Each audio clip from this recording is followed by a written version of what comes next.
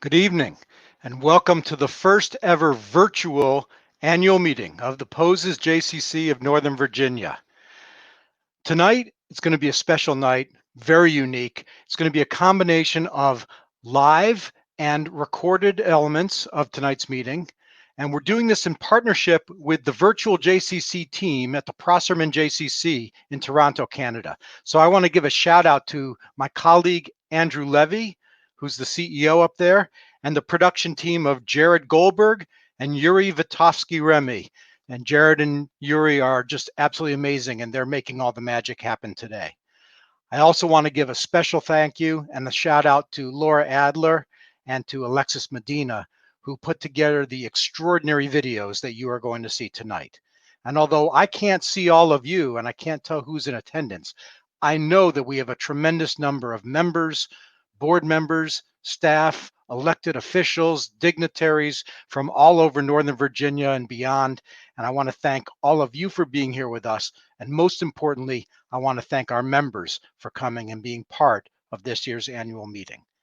Now, there will be a vote later in the meeting. And when that time comes, we're going to ask you to look to the chat area on your screen, and there will be a place there for you to click a button, and then you'll be able to vote for the motion to elect our board members and officers. So be ready. We'll give you plenty of warning, but that's going to be your big moment in tonight's meeting. Now, before we start, I want to just thank everybody for being here. And I, in particular, would like to thank the recording of Rabbi David Callender from Congregation Olam Tikva and Gil Prus, the CEO of the Jewish Federation of Greater Washington, because they're going to be kicking off today's event. Let's go to the video. Here we are just a few days away from Rosh Hashanah, the start of a brand new year. One of the highlights of the Rosh Hashanah service, no matter where you go, is the sound of the shofar, that loud, evocative, shrill, dramatic call of the shofar. It penetrates into our very souls in so many different ways. When we hear the shofar as part of the Rosh Hashanah liturgy, it's followed by the statement, Hayom Harat Olam. Today, the world stands as at birth. Tradition teaches us that Rosh Hashanah is the anniversary of the creation of the world, so we can see it simply as a birthday. But there's so much more to that image. It's an acknowledgement of all the possibilities that truly come along with a new birth. The newborn is filled with enormous potential for a variety of reasons. A newborn carries within it history. Some of that is genetic, and some of it are the past experiences that the parents had, strengths and weaknesses. And so there's parents then, that village really, wants to share all of that past wisdom in the hopes of building a better future. But at the same time, there's an understanding that this is a blank canvas. It's an opportunity to give new experiences that will belong exclusively, uniquely to this new individual. What will become?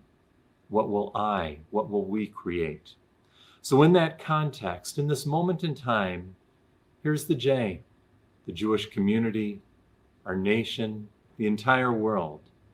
For the J and its new officers, led by the extraordinarily capable Susan Crystal, it's looking back at the past year and also with excitement headed towards the future. What will we take from this past year? What are our core values? What are our basic beliefs? And what are we going to do with those in this year to come?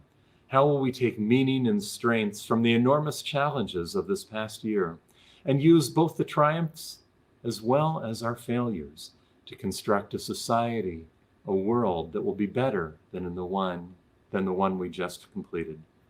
May we go forward as a community with strength and with courage, and may we do it bound by sacred and meaning-filled values.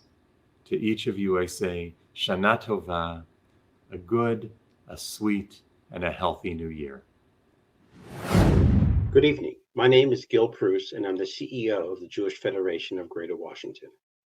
It is an honor and a pleasure to bring greetings and share a few words with you this evening at the annual meeting of the Pozez JCC of Northern Virginia. The Pozez JCC serves as a critical role within our Jewish community, and particularly within the community of Northern Virginia. For many years, it has brought people together to create community, shape identity, and build relationships across boundaries. All those things have been challenged over the past 6 months. First with the pandemic, and then with the recession that has hit this whole region and country, we have been challenged to think through, what does it look like? How do we come together? What is the role of a JCC? What is the role of community? And how do we extend our hand to each other in this great time of need? As the representative of the Federation, it is my honor to be able to partner with you and the rest of the leadership of the Pozez JCC. What you have been able to do has helped enrich the lives of so many people. Under the leadership of Jeff Danik, you have helped think through what a JCC can look like and where does it need to go. You have sought to bring back programs, even in these challenging times. I would also like to thank David Yaffe for his leadership over these past couple of years of both the Pozez JCC, but also the whole Jewish community. I would also like to thank Susan Crystal for her incoming leadership in ways that she has already contributed to the conversation and the thinking of where we need to go as a community. So in these challenging times, I also want everyone to know that we are in this together. No one person, no one group, no one organization is going to be able to figure out on its own where we need to go. The way that we can do this is by being there for and with each other. This is going to take important thinking and creativity and energy and resources. And so even while we don't know where we're going to end up, we don't know what the future is going to be, I can tell you that collectively, we will come out of this stronger, more vibrant, more engaged, and building the type of community that we all aspire to achieve. As the CEO of the Jewish Federation, it is an honor for me to be able to partner with all of you and the Pozez JCC. And I know that all the work that you do today and tomorrow will continue to shape our lives and where we're going as a community. So thank you for what you are doing. Thank you for your time. And I look forward to being able to meet in person together in the not too distant future as we build the type of community that we all aspire to have. Thank you.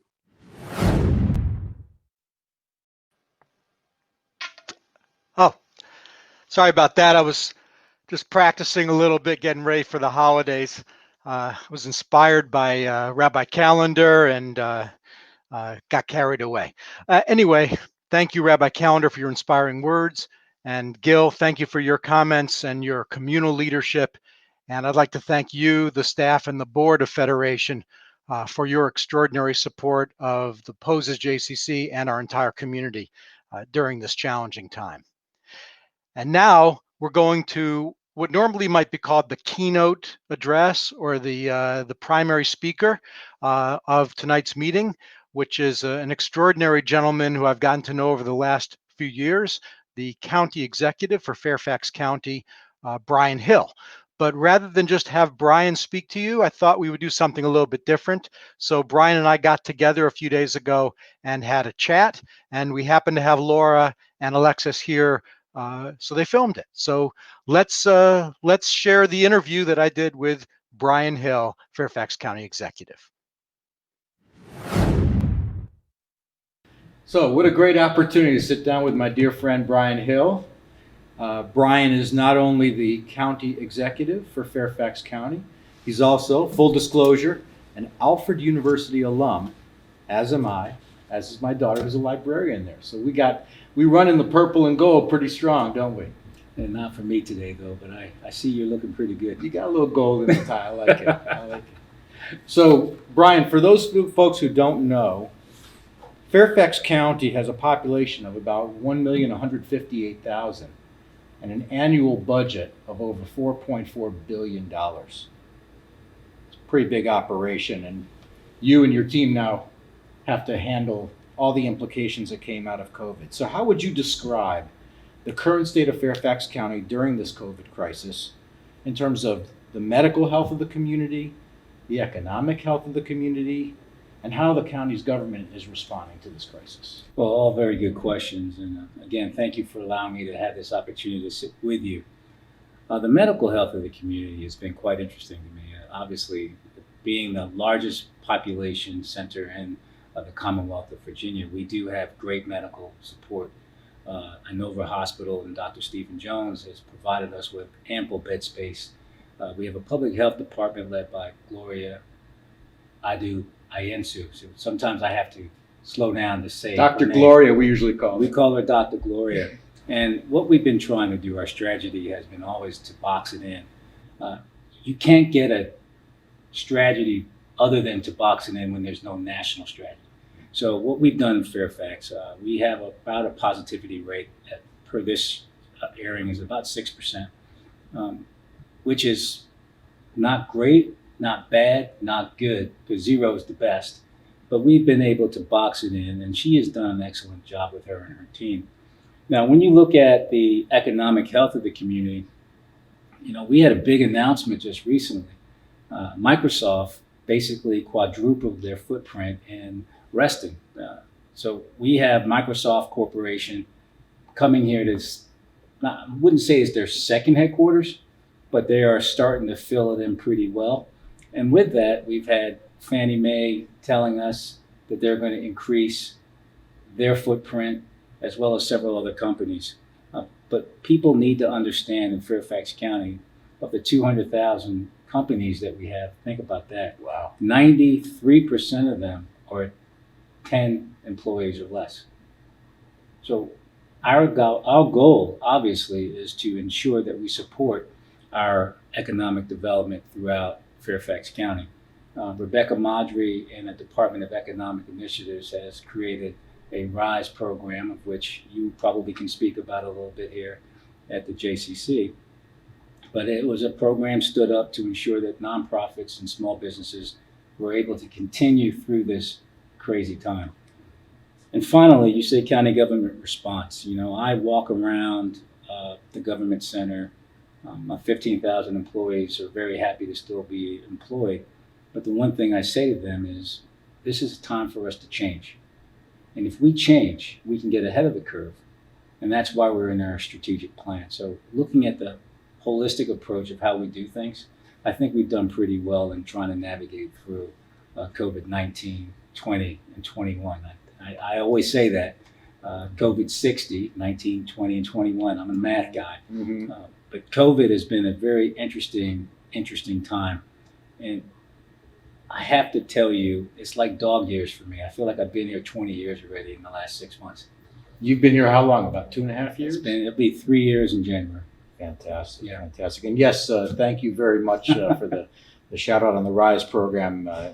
Every bit of support helps the J, as our financial model, our business model has been upended by COVID as well. With COVID, have the county's priorities had to shift? And if so, how have they shifted? Well, of course, the one thing I'll always say to you, as well as every community resident and the Board of Supervisors, they have been ahead of the curve.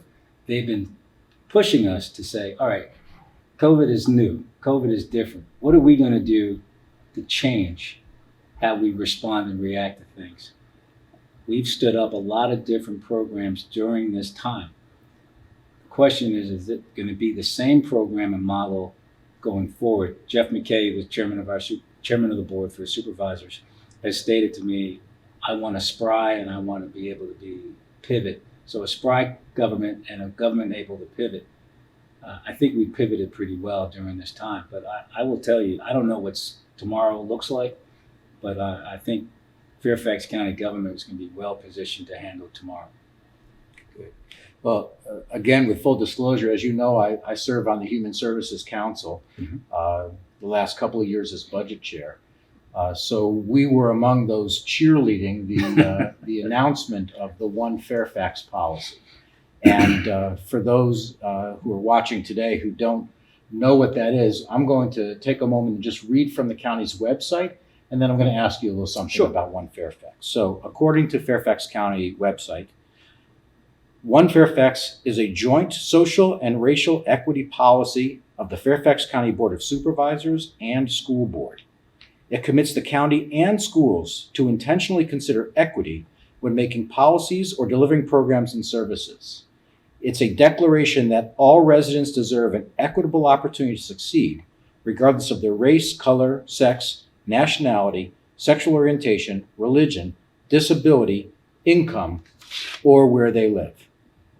So One Fairfax was passed in 2017, and it recognizes inequities which have come more sharply into focus locally and across the Commonwealth of Virginia. And since the death of George Floyd, have issues of race and inequity become more pressing focus of your job, if not your worldview? And that's an excellent question. You know, I'm going to answer that in probably several pieces. One Fairfax was adopted by the Board of Supervisors in 2017, as well as the Fairfax County public school system. Over the last 6 months, with all the social unrest and racial unrest throughout the United States, I do find that it's difficult for us to talk about things that we're not comfortable talking about. The George Floyd situation was absolute travesty. We are ahead of the curve. We looked at the police department's standard operating procedures. Some of the things in there we changed in 2002. So when you look at what we're doing as a government, I think we can absolutely speak about it in a fashion where it makes us a racially tolerant place. Problem with being in Fairfax County is that we're right next to Washington, D.C. We have Montgomery County, we have Prince George's County, three large municipalities. And when something happens across the river or something happens in Fairfax, we all have to worry and take into effect that this could be in our backyard. I do strongly believe that the Board of Supervisors has led us down a correct path. Are we perfect? No. Should we strive to be perfect? Absolutely. And having dialogue with folks like you, as well as many others in our community, get us to that place to understand why we do the things we do. So I believe George Floyd was an omen. Unfortunately, somebody lost their lives with it, but it was a chance for many others to dialogue and talk about what should we do as a country. And I think we've done a very good job here in Fairfax County. You know, it's interesting. In addition to the racial tensions that came out of George Floyd, there was a whole movement towards what is being referred to as defund the police. But it's really not, from my impression, it's not so much about defunding the police as much as it is having the police coordinate with other social service agencies to more effectively deliver on their promise to keep the public safe. And Fairfax County was ahead of the curve again with diversion first, which many of our members probably don't know anything about. So if you want to take a few seconds to just talk about diversion first, I hadn't planned on asking you that, but as we're talking, it seems like a great example of where Fairfax was ahead of the game. When you look at diversion first, and that's basically we're trying to divert folks from going into jail. And what can we do? What programs can we put in place to help them understand that that's not a good course of action? So we work very well with the Sheriff's Office. Sheriff Stacy Kincaid, when she sees this, she'll probably call me and say, you should have said this or you should have said that, but that's fine. And former supervisor, Braddock Supervisor John Cook, who was a spearhead of Diversion First. We're looking at basically trying to work with our people here in Fairfax County. If you're going to commit a crime, maybe we can figure out ways to help you not commit that crime. And once you commit a crime, how do we divert you from trying to do it again? That program is stood up, and we have actually seen, unfortunately, folks coming in who have done multiple crimes. They can't be diverted. We understand that. But the folks that have been diverted, fortunately, are not back in our adult detention center. So it's been a good program thus far, and we are looking at the cost that it takes for us to run it versus the cost it takes us to have them in jail versus costs that we can reallocate to other programs. I want to change gears on you a little bit. And you always do. What role do or could faith-based communities and organizations play in building greater equity between and among the diverse populations of Fairfax County? And from your perspective, where does the Pozez JCC fit into that equation, both in its service to the Jewish community and into the broader community as well? And that, again, that is an excellent, excellent question. As we look at Fairfax County and the multitude of faith-based and nonprofits, the J is obviously one of the prominent ones, but we have many others. We have to get on board with our strategic plan. That strategic plan has 9 outlying priorities of where the Board of Supervisors want to take Fairfax County. Once we take Fairfax County down that road, we then couple that with what you do as a support mechanism, because we talk about One Fairfax in the earlier question.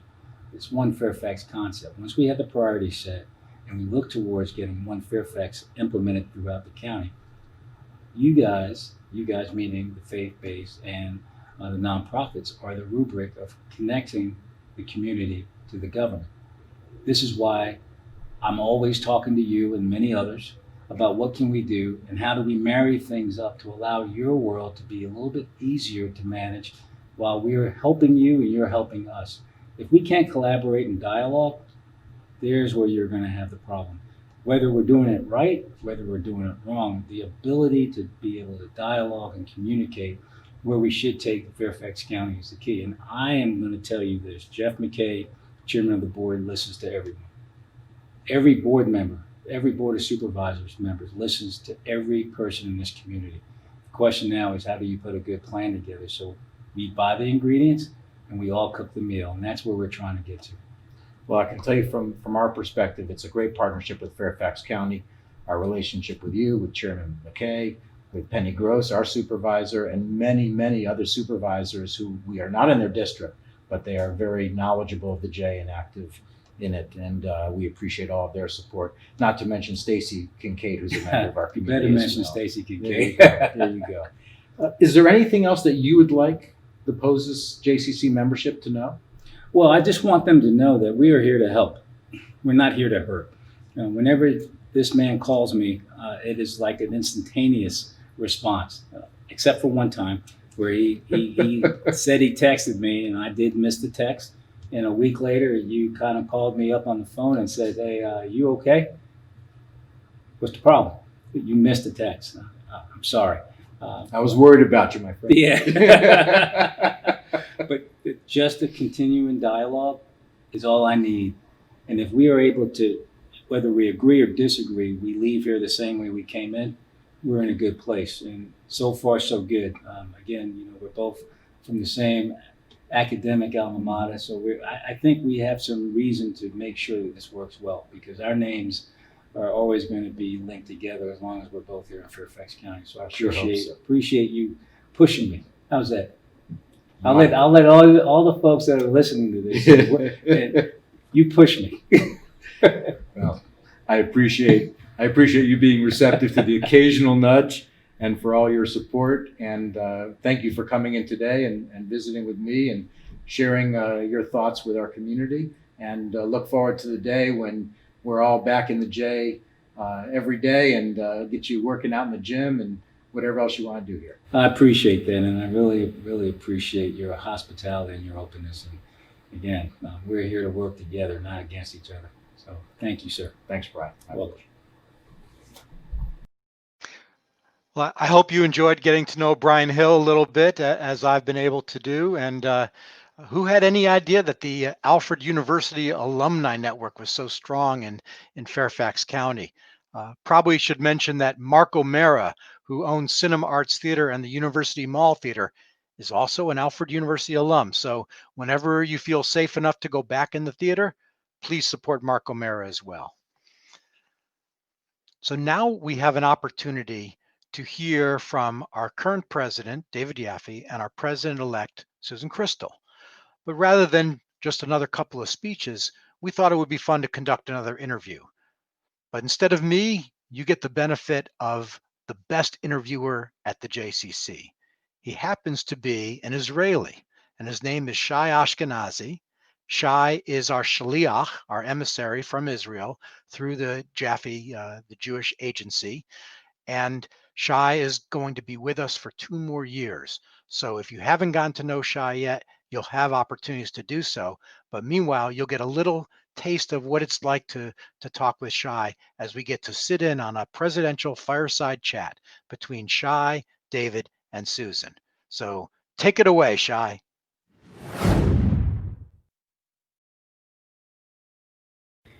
I'm so happy to be here with you, Susan and David, for our little conversation about the Pozez JCC. I would love to start with you, David. I think we can all agree that the 28 months of your presidency here at the Pozez JCC have been very eventful.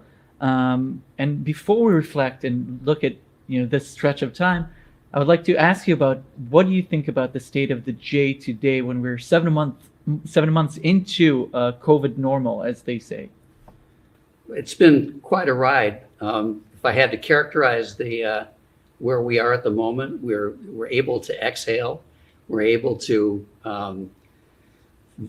visualize our return to operations and being open to the community on a more limited basis, but getting back to different but somewhat familiar routines. We've upgraded we had just finished the capital campaign and the improvement of our facilities. And as it turned out, one of the things that we did, which is not exactly sexy, was to upgrade the ventilation system, the HVAC. And now with the additional needs of COVID, we have gone an extra step to make sure that the indoor environment here is as good as it can be in terms of being a safe place to bring the children for childcare, to work out in our very happy facility to work out in.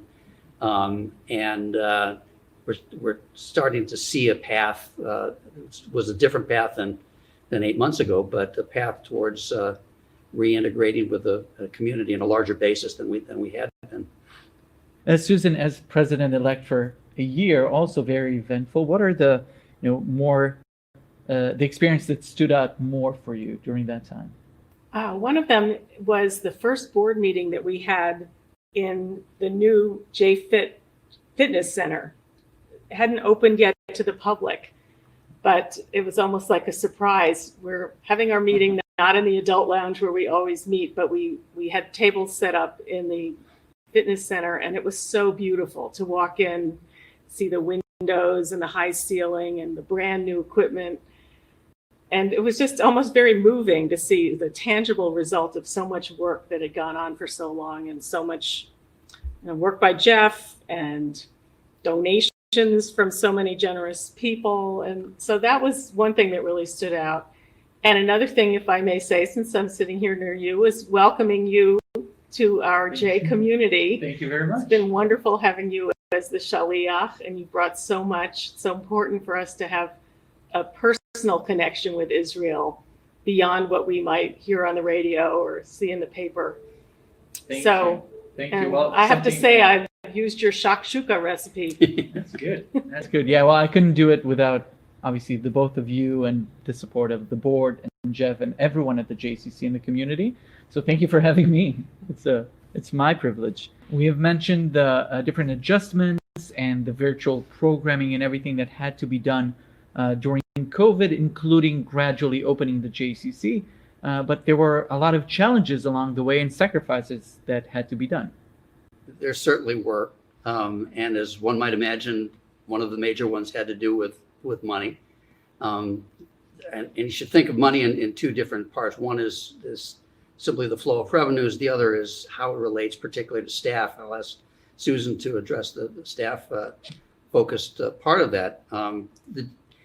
The problem with closing our doors on March 13th is that the vast majority of the revenues in our budget come from programs, from the preschool tuition to camp to fitness and the fees that come from our ongoing programs. That all ended as those programs ended. And the question was whether the cash flow was going to continue at all.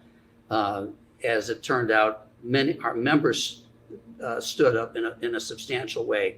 Some of them advanced their capital campaign contributions. Many continued their monthly memberships or their annual memberships. Some of the preschool parents continued tuition with a thought that it might convert to a contribution. These were all crucial, as well as the efforts of some of our funders. But Federation stepped in a major way with substantial, what was started as a loan that converted to a grant that has helped us through to maintain staff at a certain level. And we did take advantage of government loans in a way that's going to work out.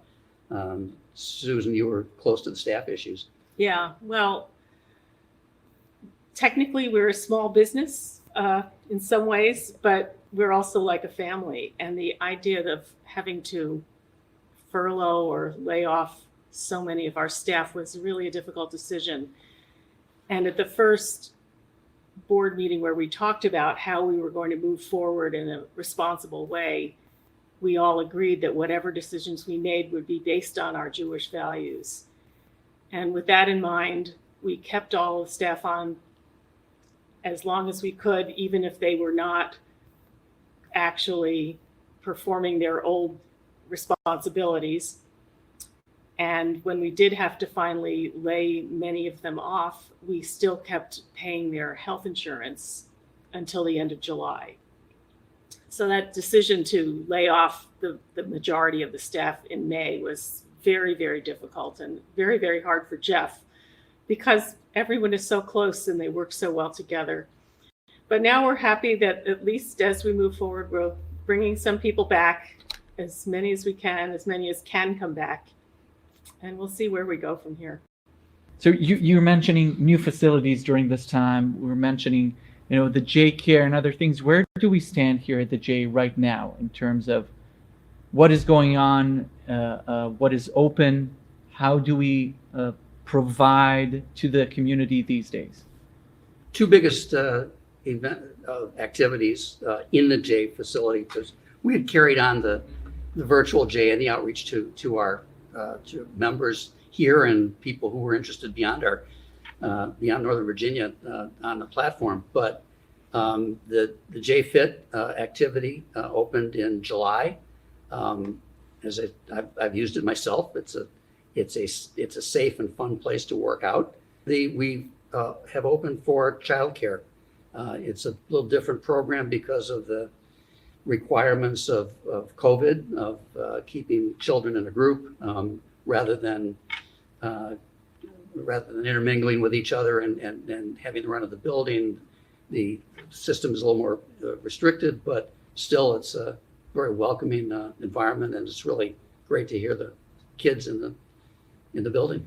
And that's the important thing, is that we're keeping such a careful look at changes and regulations coming from Fairfax County and the state, so that we don't do anything too fast. We do everything with great deliberation, but we take the opportunities when they arise. So we're optimistic yet cautious with everything that we can. I think that's Yes. a good way of Yes. summing it up. So you mentioned J-Care, and I think it's a great time and a great opportunity to watch a short video to show us that experience of J-Care that is open late August.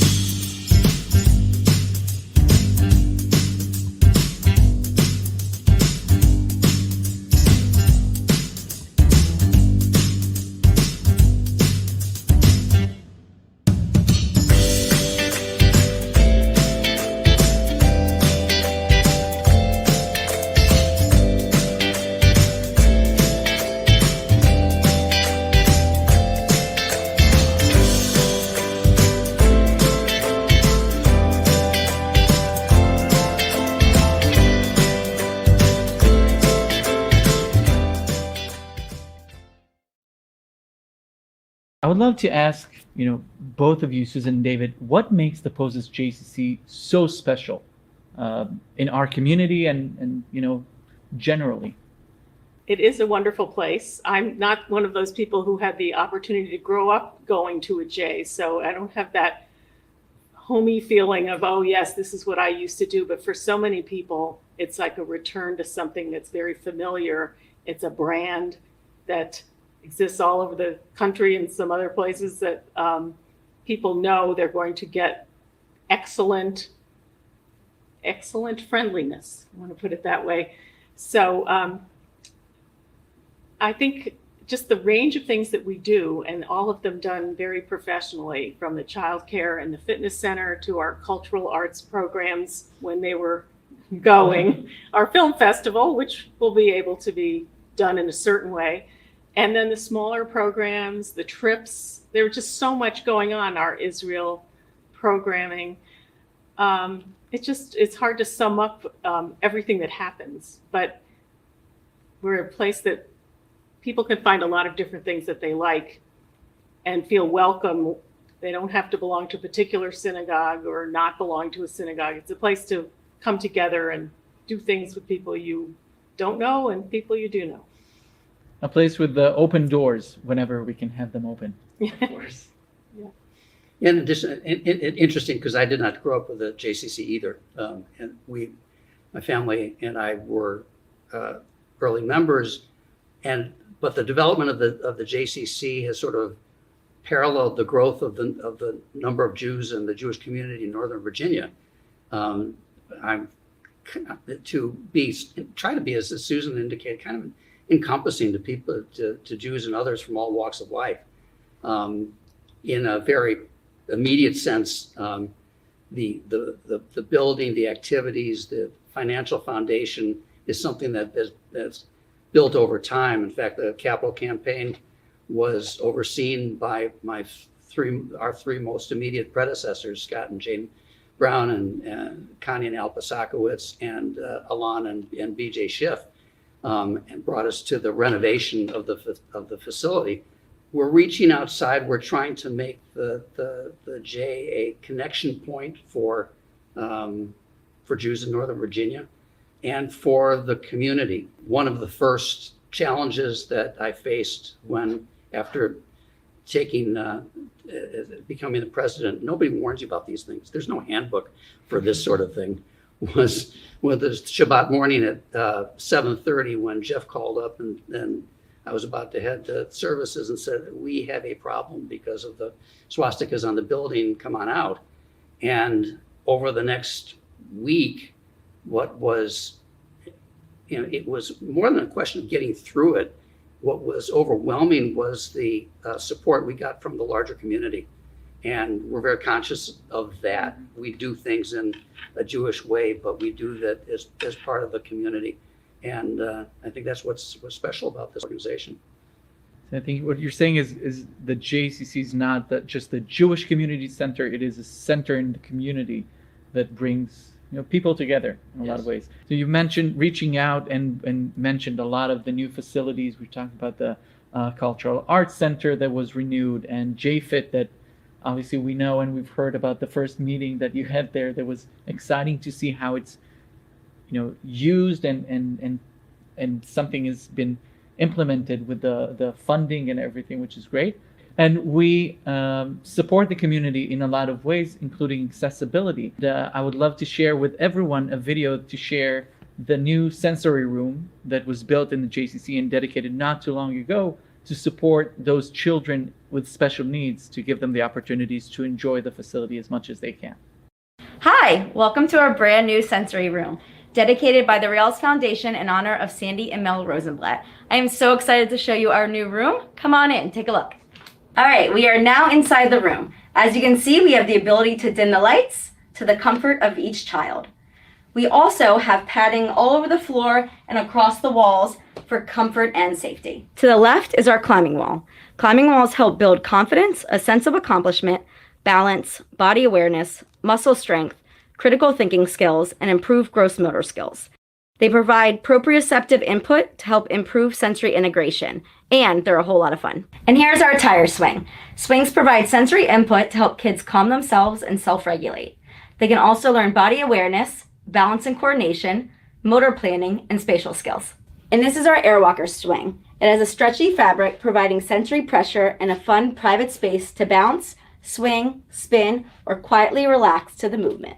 Right here, I'm sitting on the crash mat. It's filled with foam, and kids can jump or crash to channel restless energy.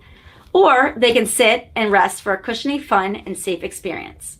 The crash mat can also be placed under the swings for additional safety.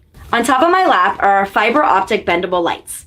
These strands glow different colors to encourage visual tracking or stimulation, can bend into shapes, and can be draped on the body for tactile input for calming, attention, and focus. And here we have 4 gel floor tiles. They have squishy, colorful gel in the inside that you can step, sit, jump, or push the gel around, and the gel will ooze into a blend of fun colors. It encourages visual processing and sensory stimulation, as well as gross motor skill development. And here we have our quiet corner. It's a soothing private space to calm down or unwind. There are a variety of sensory tools inside to help kids self-soothe when feeling overwhelmed or overstimulated. So as you can see, we have a sensory environment that provides a variety of benefits for all of our amazing children. I hope you enjoyed our tour, and thank you so much again. Thank you for sharing, Susan and David, so much about your experiences. And we're moving forward into our activities and all we can do in the community. I would love to hear mostly from you, Susan, as president-elect. What are your hopes for the next year, coming up?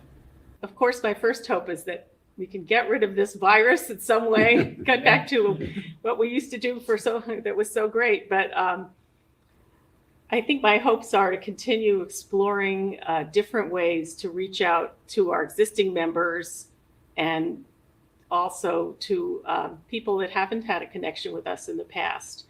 And the virtual option is a way of really reaching out to people. I've noticed some things I've attended have had many more people participating than if they had been at the building. Mm-hmm. People aren't late to meetings anymore because there's no traffic to worry about because you just turn on your computer. So, we have to find ways to take advantage of that and not feel always in mourning for what things used to be. So I'm looking forward to that. I'm looking forward to working with our great staff and our wonderful board filled with very devoted and intelligent people, and learning a lot, as I learned an incredible amount of stuff from David this year as we went through, especially the great shock of shutting the building down in March and the whole country looking around and seeing the NBA has shut down, the Metropolitan Opera has shut down, yep. The Kennedy Center has shut down, Tom Hanks has COVID, and then realizing what are we going to do? And somehow we managed to get through it and move forward. So with that spirit, that's what I'm looking forward to this next year. Thank you. And David, your hopes for the future and wishes for Susan? Well, with her, I hope I can support Susan in whatever way and continue to interact with the staff. I think it's important to understand that when March 13th came, it seems like a long time ago. But it also seems to be yesterday because it's been one long day. Jeff and the staff figured out pivoted quickly to find a way to continue to be relevant while being shut down, and how to keep the ball moving forward. There were some things they didn't want to do, we didn't want to do, but I think going forward, as we rebuild activities with the staff, you're going to see us hopefully continue to thrive with the community. And if I could just also add to that, a shout out to our members who've been incredibly understanding during this period of anxiety and change and have stuck with us. And just want to thank everybody for their patience and their understanding and encouragement. Absolutely. Thank you to our members. And obviously, thank you both for a fierce, strong leadership during this time and trying to march the Pozez JCC beyond what we have now.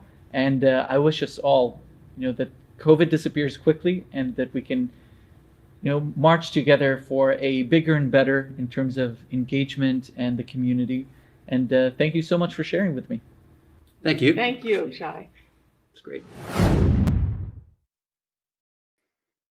Well, I think that you can probably tell just from that short interview how lucky I am and how lucky our organization is to have had the leadership of David Yaffe over the last couple of years and to have the leadership of Susan Crystal coming on board next. They have been great thought partners and friends, and I could not have gotten through the last year without both of them. Also, a quick shout out to Jessica Tischler, our Director of Special Needs, who designed that sensory room and was the star of that particular video. Now it's time for the business part of the meeting, the election, the part that you've all been waiting for. And to conduct this election, we're going to call upon Scott Brown, our immediate past president, who was in earlier to record the election part, but that's the recorded part, and we're also going to do a live part. So I want to thank Linda Blair and Ed Weiss, who are going to be here live with us to move and second the motion, and then you will all have the opportunity to act. You'll go into the chat, and you will see a button that tells you can vote. Wait till Scott tells you to do it. But then you'll go in and you'll click on that button and you'll have a chance to vote in support of the motion, which I hope you all will do. Or for those of you who decide you want different leadership, you can vote no.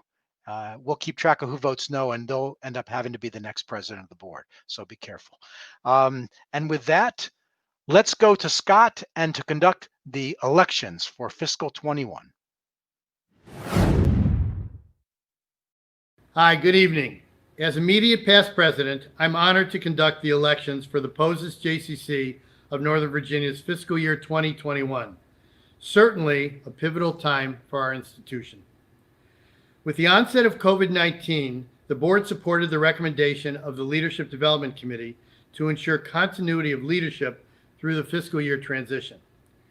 Recruitment of new board members was paused and efforts were made to secure continued service of existing board members and officers through the coming fiscal year. With the postponement of the annual meeting from May 27th to September 16th, positions which were scheduled to conclude at the end of the fiscal year were extended to today.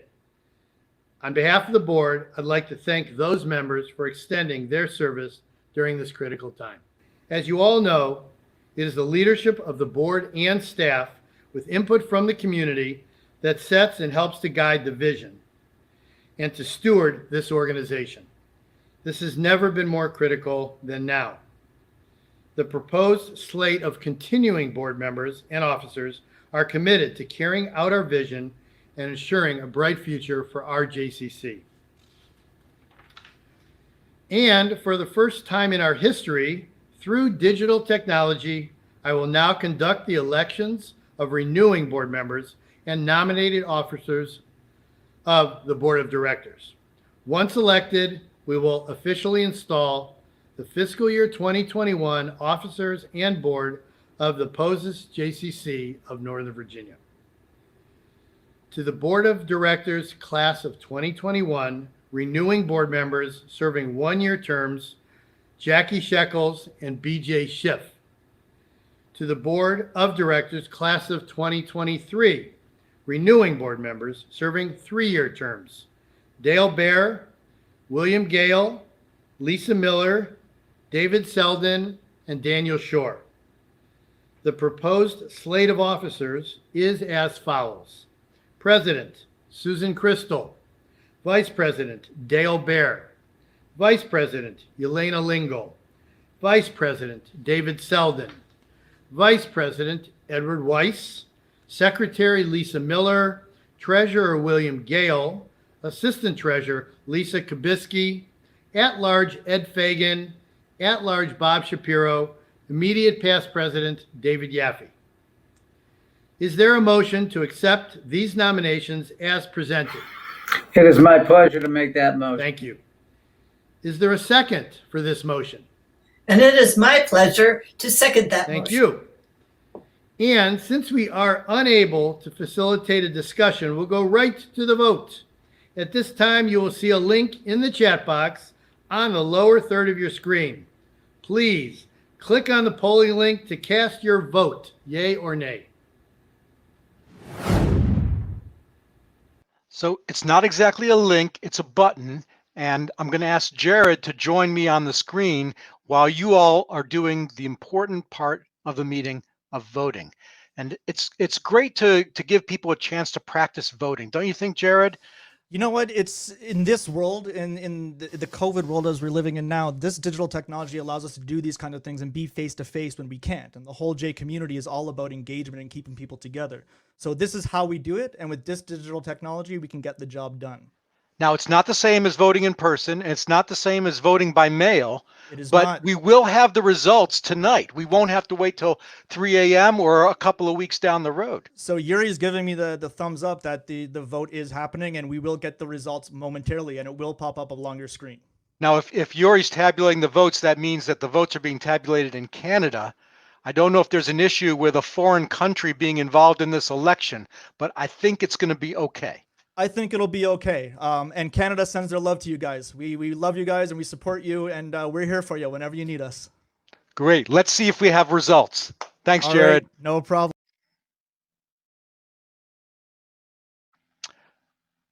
Looks like the election is a success and the vote has passed. Let's go back to Scott Brown to wrap up the election part of the meeting. Wonderful. The motion is passed. On behalf of the Pozez JCC, with our deepest appreciation, I would like to thank our two departing board members. Cynthia Cohn, having served from 2009 to 2013 and 2017 to 2020, and Marilyn Hausfeld, having served from 1992 to 1996, 2000 to 2008, and 2010 to 2020. You are officially discharged from your responsibilities as a member of the Pozez JCC of Northern Virginia's Board of Directors. Thank you, thank you, thank you very much for your volunteer service and contributions to enhance Jewish life in Northern Virginia. And now it is my pleasure to present the officers and Board of Directors of the Pozez Jewish Community Center of Northern Virginia for fiscal year 2021. Officers: President Susan Crystal, Vice President Dale Baer, Vice President Yelena Lingle, Vice President David Selden, Vice President Edward Weiss, Secretary Lisa Miller, Treasurer William Gale, Assistant Treasurer Lisa Kubisky, At-Large Ed Fagan, At-Large Bob Shapiro, and immediate past President David Yaffe. Board of Directors: Harold Belkowitz, Linda Blair, Fred Diamond, Rabbi Brett Isero, Sam Pozes, Eleanor Saslaw, Jamie Schiffman, Jackie Shekels, BJ Schiff, and Daniel Shore. Thank you all. It's going to be a pivotal and unprecedented year for the JCC, and we thank you in advance for your service. And may we go from strength to more strength with resilience. Thank you. Thank you, Scott. And with this election, Scott completes his tenure as immediate past president of the board and assumes his new role as an emeritus director. So first and foremost, Scott, I want to thank you for your extraordinary 3-year term as president, your 2-year and 4-month term as immediate past president, and your more than 3 decades of service to our JCC and to our community, going all the way back to when you helped build this building. So thank you for everything that you've done. I'd also like to thank Cindy Cohn and Marilyn Hausfeld for all of your time, dedication, and generous support of the JCC over the years. David Yaffe, as outgoing president now, you're not off the hook. I've been relying on you for a number of years, and I'm going to continue to do so as a thought partner, as a mentor, and as the person who's going to be helping to lead our strategic planning efforts going forward as immediate past president. I want to welcome my new partner in crime, Susan Crystal, as the new president, and I'm really looking forward to continuing our work together and seeing your vision for the next couple of years come to fruition. And I'd like to thank the entire board for your excellent leadership, your steady hand, your steadfast support, and for your ongoing commitment to our JCC. And now I'd like to pivot to the professional staff. Not only do I want to thank the staff that are currently working hard at the JCC during this very challenging time, but I'd also like to give a shout out to the staff who we have not yet brought back from furlough or unfortunately from layoff. We had a tremendous staff before COVID, and we've had to downsize significantly, and we've been able to bring some back, but we hope eventually to be able to bring more, if not all of our staff back to us. But you're still J family, and I still think about you often and wish you well and hope to get you back at the J soon. Tonight, as is tradition at the annual meeting, we're going to be recognizing those staff members who are celebrating significant anniversaries with the Pozez JCC. And so if we could go to the slides, we'll take them in different groups, starting with those who are celebrating 5 years of service: Jean Howard, who really runs my life here at the J, Arlene Lechner, and Solomon Tenike. Celebrating 10 years of service: Deborah Burgess, Jane Hansen, Michelle Perlstein, and Sarah Vovoda. For 15 years of service, this is an important list: Amy Brinko, my associate exec, who really runs the operation here, along with Heidi Palchik, our director of operations, and Amit Hickman, who has been working nonstop getting ready for J-Care. These three are the rock solid bedrock of our day-to-day operations here at the J. Celebrating 20 years of service, Ruth Abramovich, the extraordinary teacher that has a following going back generations. And celebrating 25 years of service with the Pozez JCC, Amy Vermillion, who's been running our ECLC for till back when I was in the toddler room, and our global treasure, Lori Albert, who does just about everything you can imagine here at the J. So over the years, our staff has seen it all, but nothing could have prepared us for COVID-19. And as we've prepared to reopen, health and safety have been absolutely our top priority. As many of you know, when you move indoors, risk increases, and the longer you stay indoors, the more risk there is because of the breathing of the air. So while safety measures are important for all of our members, they are particularly important for our children and our staff who are in the building 8 hours a day, 5 days a week. So with that in mind, we invested a lot of time, a lot of energy, a lot of thought, and a fair amount of money to make sure that the J was as safe as it could possibly be. So we've put together a short video, big surprise, so you can get a feel for what we've done and just how safe it is at the JCC.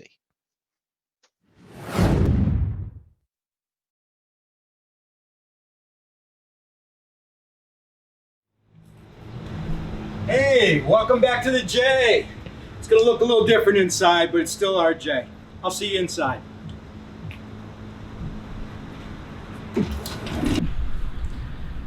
Okay, now I'm taking my mask off so that you can hear me speak, but normally because I'm inside, I would be wearing my mask all the time. So once you come in, you're gonna go over to the front desk, you're gonna answer a few questions, get your temperature taken, fill out a waiver if you haven't already done so that Lisa can give you a little W sticker, and then once you're through all the questions, badge in and you're ready to come to the J. When you come in, you're gonna see hand sanitizer stations all over the JCC, and use as much as you want, because we've got plenty to refill. Or even better, stop by the restrooms and wash your hands with soap and water. So when you arrive at JFit, all you've got to do is badge in and the doors will open magically without touching.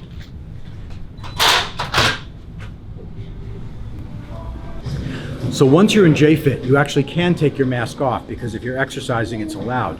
But if possible, leave your mask on as long as you can or as much as you can out of respect for everybody else. When you come in, pick up your own individually wrapped towel, which you know is going to be clean and sanitary. You can get hand sanitizer and wipes all over the building. You'll notice that our cardio equipment is a little bit more spread out and every other machine is restricted for use so that we keep our distance. And when you come over here into the free weight area, you'll see that there's even more room to work out.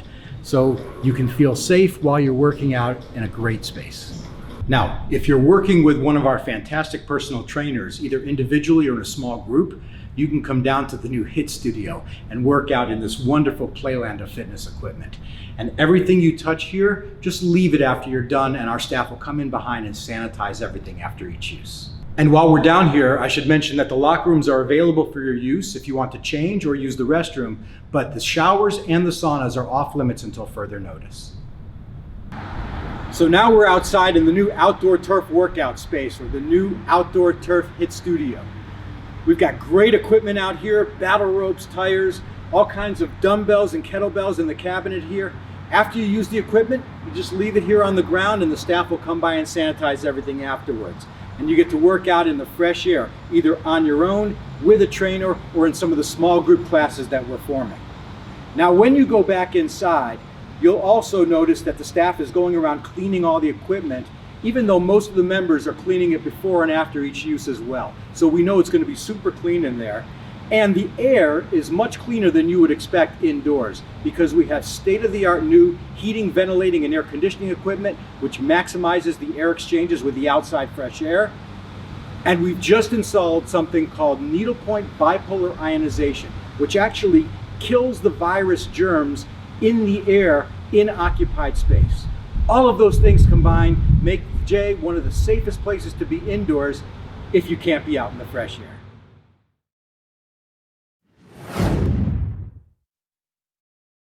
And I can't tell you how happy I am to be back in the J, back in my office, and welcoming members that are coming back, and anxious to welcome all of you back as soon as you feel ready.